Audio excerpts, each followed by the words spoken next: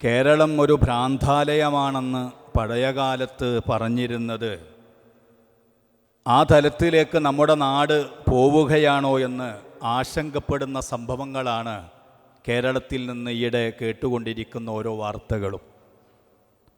നമ്മുടെ നാട്ടിലെ ജാതിയുടെ പേരിലുള്ള തൊട്ടുകൂടായ്മയുടെയും തീണ്ടിക്കൂടായ്മയുടെയും പേരിലായിരുന്നു അങ്ങനെ ചിലവരെല്ലാം നമ്മുടെ നാടിനെക്കുറിച്ച് ഭ്രാന്താലയമെന്ന് വിശേഷിപ്പിച്ചതെങ്കിൽ ഈ കഴിഞ്ഞ ദിവസമാണ് നമ്മുടെ കേരളത്തിൽ ഒരു മെഡിക്കൽ സ്ഥാപനത്തിൽ നിന്ന് കെട്ടിടത്തിൻ്റെ മുകളിൽ നിന്ന് ഒരു വിദ്യാർത്ഥി താഴോട്ട് ചാടി ആത്മഹത്യ ചെയ്തത്. അതിൻ്റെ പേരിൽ ആ ക്യാമ്പസിലെ പ്രധാനപ്പെട്ട ഒന്നിൽ കൂടുതൽ അധ്യാപകന്മാരെ പുറത്താക്കേണ്ടി വന്നു. പ്രിയപ്പെട്ട സഹോദരന്മാരെ, ഒരധ്യാപകൻ ആ അധ്യാപകനിലുണ്ടാവേണ്ട മതേതര ബോധവും സാമൂഹിക ബോധവും നിയമങ്ങളെക്കുറിച്ചുള്ള കാഴ്ചപ്പാടും ഒന്നും പാലിക്കാതെ നിരന്തരം ഒരു വിദ്യാർത്ഥിയെ, പല വിദ്യാർത്ഥികളെയും മതത്തിൻ്റെ പേരിലും വേഷത്തിൻ്റെ പേരിലും നിറത്തിൻ്റെ പേരിലും ജാതിയുടെ പേരിലുമൊക്കെ നിരന്തരം മാനസിക പീഡനത്തിന് വിധേയനാക്കിയ അധ്യാപകൻ, അങ്ങനത്തെ അധ്യാപകരുള്ള നാടിനെക്കുറിച്ച് വീണ്ടും ഒരു ഭ്രാന്താലയമാണെന്ന് ആരെങ്കിലും വിശേഷിപ്പിച്ചാൽ അത് തെറ്റായിരിക്കില്ല. പക്ഷെ ഒരു കാര്യം കൂടെ നാം മനസ്സിലാക്കണം. ഈ ഒരു സംഭവം മാത്രമല്ല സഹോദരന്മാരെ, നമ്മുടെ നാട്ടിൽ മനുഷ്യർക്ക് അടങ്ങാത്ത കോപവും പകയും വലിയ വലിയ ക്രൂരമായ കൊലപാതകങ്ങളിലേക്ക് നമ്മുടെ നാട്ടിലെ പുതിയ തലമുറ എത്തിച്ചുകൊണ്ടിരിക്കുകയാണ്.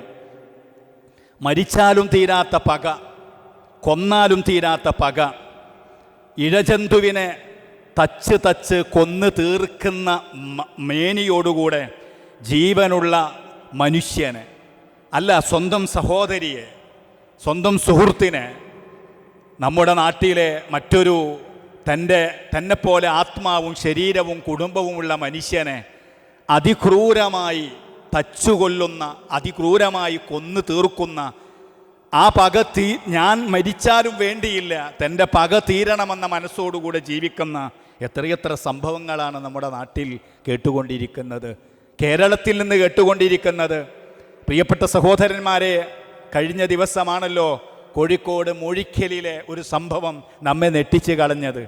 ഒരു കുടുംബത്തിലെ 2 ആളുകൾക്ക് ജീവൻ നഷ്ടപ്പെടുന്നത് മറ്റേതോ ഒരു കുടുംബത്തിൽ നിന്ന് വന്നവരല്ല ആ കൊലപാതകത്തിന് കാരണം. സഹോദരിക്ക് തുല്യമായി സ്വന്തം പെങ്ങളായി കാണേണ്ട മാതൃ സഹോദരിയുടെ മകളെ, 16-കാരിയായ മകളെ അതിക്രൂരമായി കഴുത്തിൽ മുണ്ടിട്ട് ശ്വാസം മുട്ടിച്ച് കൊന്നിട്ട് തൻ്റെ കുടുംബത്തിലെ മറ്റൊരു ചെറുപ്പക്കാരൻ, മറ്റൊരു സഹോദരിയുടെ മകനായ ചെറുപ്പക്കാരൻ ആ വീട്ടിൽ വെച്ച് തന്നെ ആത്മഹത്യ ചെയ്യുന്ന വാർത്ത. ഇത് നാളെ നമ്മുടെ വീട്ടിൽ, നമ്മുടെ നാട്ടിൽ, നമ്മുടെ അയൽപ്പക്കത്ത് ഒന്നും സംഭവിക്കൂല എന്ന് നമുക്ക് പറയാൻ പറ്റില്ല. കാരണം പുതിയ ജനറേഷൻ അല്ലെങ്കിൽ പുതിയ സമൂഹം ജീവിതത്തിൻ്റെ ഭാവിയെക്കുറിച്ചൊന്നും ചിന്തിക്കാതെ വികാരത്തിന് മാത്രം അടിമപ്പെട്ട് വിവേകത്തെ പണയപ്പെടുത്തിയിട്ട് തൻ്റെ മനുഷ്യ സഹജമായുണ്ടാകുന്ന കോപത്തെ നിയന്ത്രിക്കാൻ കഴിയാതെ, കോപത്തിന് കാരണമാകുന്ന വ്യത്യസ്ത കാരണങ്ങളുണ്ടാവാം. ഈ സംഭവത്തിൻ്റെ വാർത്ത ചൂടാറും മുമ്പാണ് ഇന്നലെയായി സോഷ്യൽ മീഡിയകളിൽ, വാർത്താ മാധ്യമങ്ങളിലും മറ്റൊരു വാർത്ത. തിരുവനന്തപുരത്തെ വിഴിഞ്ഞത്ത് ബാറിൻ്റെ മുന്നിലെ കൊലപാതകമെന്ന് പറഞ്ഞ് തള്ളാൻ കഴിയില്ല.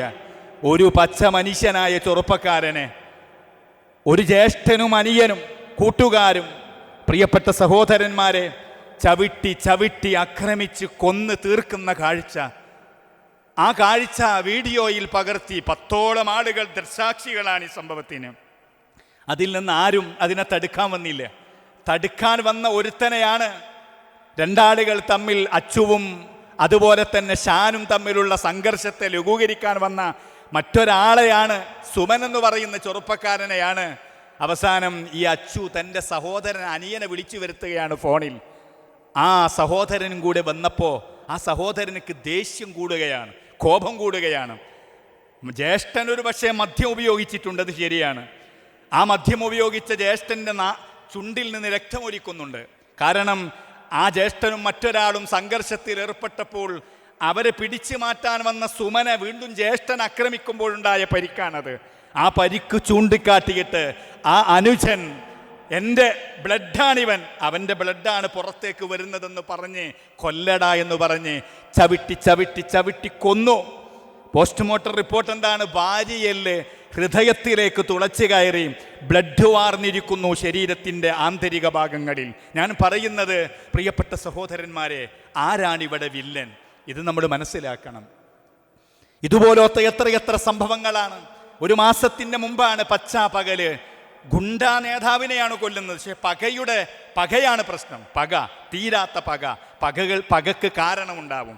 നിങ്ങളൊന്ന് ആലോചിച്ചു നോക്കൂ സഹോദര.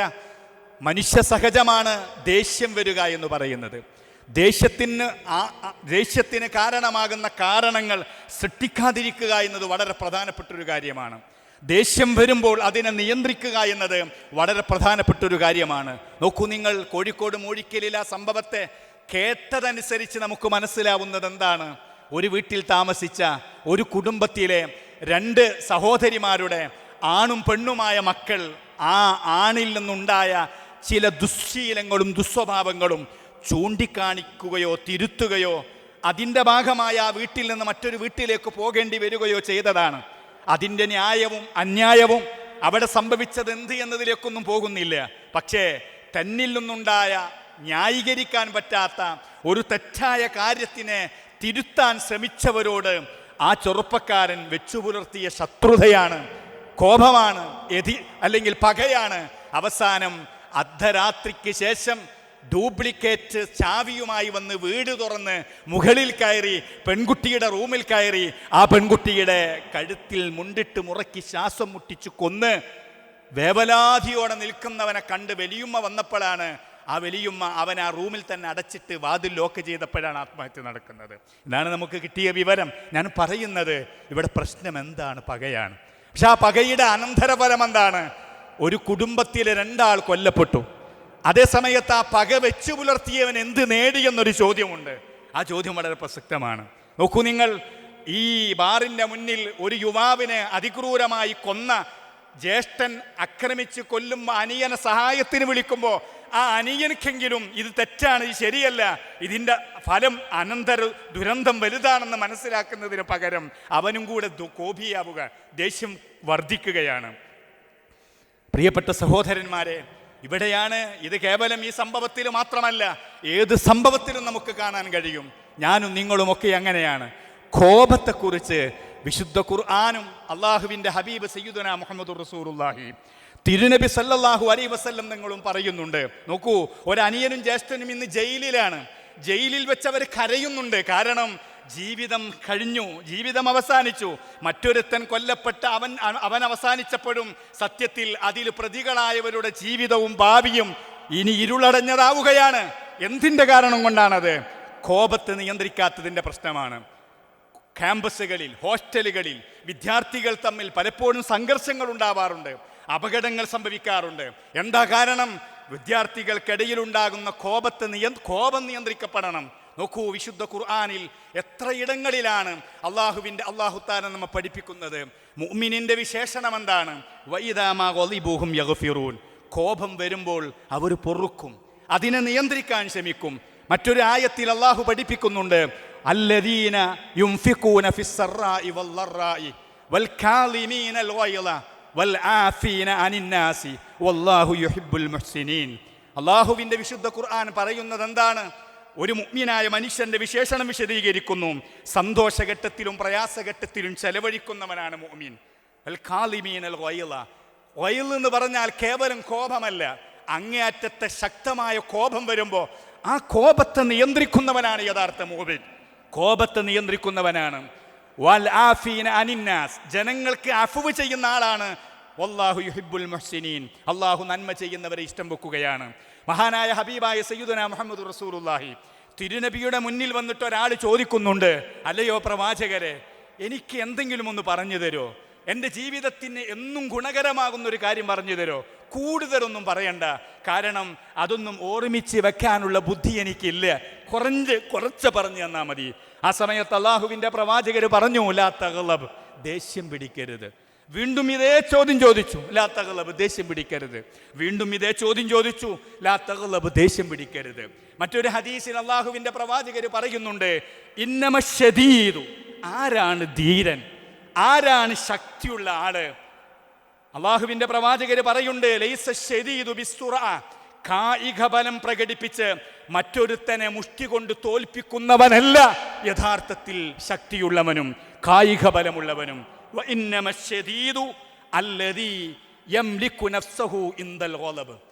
കോപം വരുന്ന സമയത്ത് സ്വന്തം ശരീരത്തെ, മനസ്സിനെ നിയന്ത്രിക്കുന്നവനാരോ അവനാണ് ശക്തിയുള്ളവൻ, അവനാണ് ധീരൻ, അവനാണ് യഥാർത്ഥ കായിക ബലമുള്ളവൻ. കാരണം പലവരുടെ മുന്നിലും തൻ്റെ കായികബലം കൊണ്ട് തോൽപ്പിച്ച ആളുകളും പലപ്പോഴും കോപത്തെ നിയന്ത്രിക്കാത്തതിൻ്റെ പേരിൽ പരാജിതരായ സംഭവങ്ങൾ, ചരിത്രങ്ങൾ നമുക്ക് കാണാം. ഞാൻ എൻ്റെ വാക്കുകൾ അവസാനിപ്പിക്കുകയാണ്.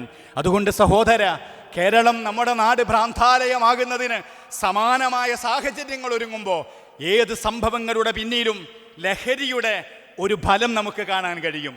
അള്ളാഹുവിൻ്റെ വിശുദ്ധ ഖുർആനിൽ അള്ളാഹു പറയുന്നുണ്ട്, ഇന്നമാ യുരീദു ശൈത്വാനു അൻ യൂഖിയ ബൈനകുമുൽ അദാവത വൽ ബഗ്ളാഅ ഫിൽ ഖംരി വൽ മൈസിരി വയസുദ്ദുകും മൻ ദിക്രില്ലാഹി വഅനിസ് സ്വലാത്തി ഫഹൽ അൻതും മുൻതഹൂൻ. ഈ സംഭവങ്ങളിലൊക്കെ മദ്യത്തിൻ്റെ ഒരു ഫലം നമുക്ക് കാണാൻ കഴിയും. മദ്യത്തിലൂടെ അല്ലാഹ് പിശാച് ഉദ്ദേശിക്കുന്നത് എന്താണ്? ഇന്നമാ യുരീദു ശൈത്വാനു അൻ യൂഖിയ ബൈനകുമുൽ അദാവ, നിങ്ങൾക്കിടയിൽ ശത്രുതയുണ്ടാക്കുക, നിങ്ങൾക്കിടയിൽ പോരുണ്ടാക്കുക, കോപമുണ്ടാക്കുക. ഇതാണ് മദ്യത്തിലൂടെ പിശാച് ചെയ്തുകൊണ്ടിരിക്കുന്നത്. അള്ളാഹു നമുക്ക് ഖൈർ ചിന്തിക്കാനുള്ള തൗഫീഖ് നൽകുമാറാവട്ടെ. ആഖിറു ദഅവാനാ അൽഹംദുലില്ലാഹി റബ്ബിൽ ആലമീൻ. അസ്സലാമു അലൈക്കും വറഹ്മത്തുള്ളാഹി വബറകാതുഹു.